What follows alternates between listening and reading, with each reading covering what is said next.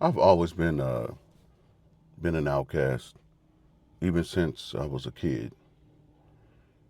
I used to get into a lot of trouble, do a lot of dumb stuff, and I would always find myself on punishment. And family was a church-going family, still is to this day. And I would always be doing dumb stuff and find myself always on punishment, always pretty much locked up in my room. Whenever most of the time church functions would come up, I was already on punishment, so couldn't go to those church functions or even some of the school events, you know. And I remember finding myself on punishment, and that's when I learned to draw. I learned to go inward, right? Learn to adapt, to push through.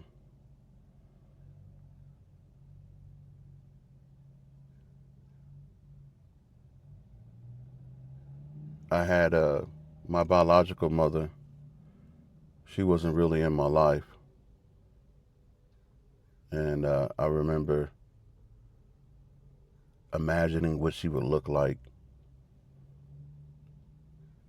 if she was pretty and if she was a nice mom. Silly stuff as a kid.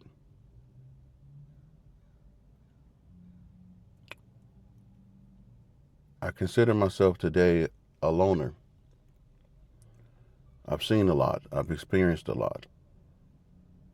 And when it comes to family, I've experienced serious betrayal, serious abuse, psychologically and mentally.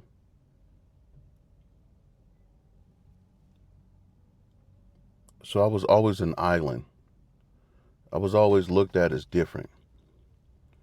For instance, how my left hand, right, is different from my right hand.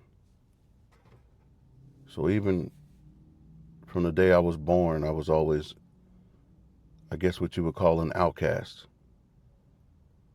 I never quite fit in. And I used to wonder, why was I made this way?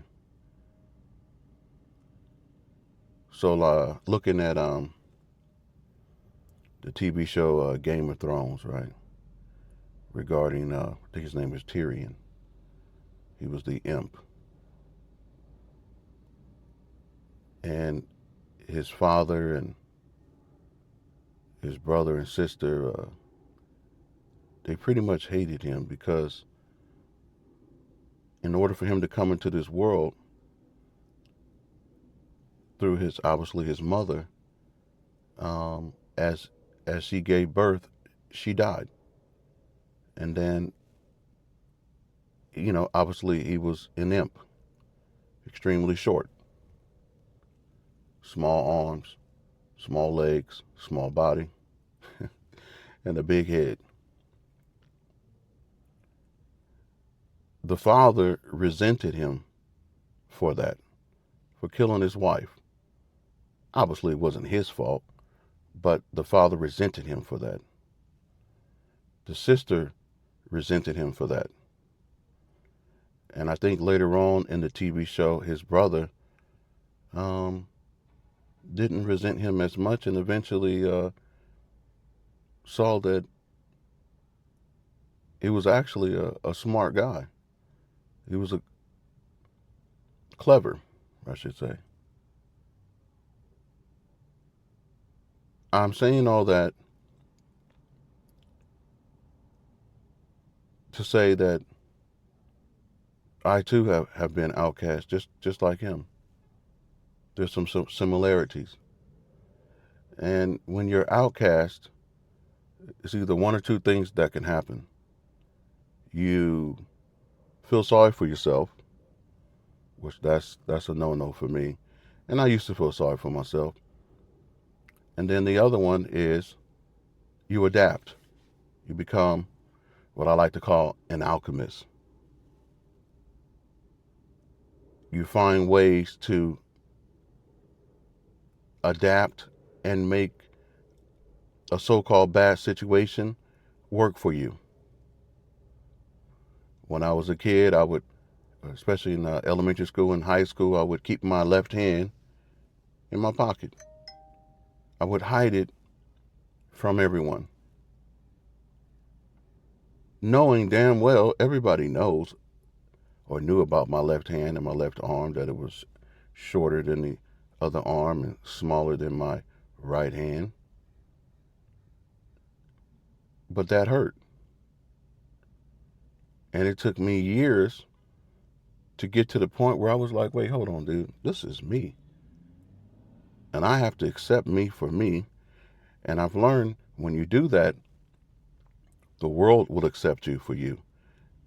Most people will. And the ones who don't, screw them. I've learned everyone has flaws, everyone has issues, but I've learned how to transmute. If that's, I can't think of a better word. I've learned how to transmute whatever I've experienced and what I'm lacking and find a way to make it work for me. So I too have been outcast. I'm a black sheep, the scapegoat, but I'm smarter because of it. And I thrive in being a loner. Would I like to have friends? Absolutely. But I want the right ones. I want the friends that are on my level or higher. And most importantly, I want friends that I can trust. I want people around me that I can trust. I'd rather have no friends and have peace than to have all the friends in the world and have arrows sticking out of my back. So I like being different. I wear it with a badge of honor. This is Mike Chevalier, keeping it simple and precise.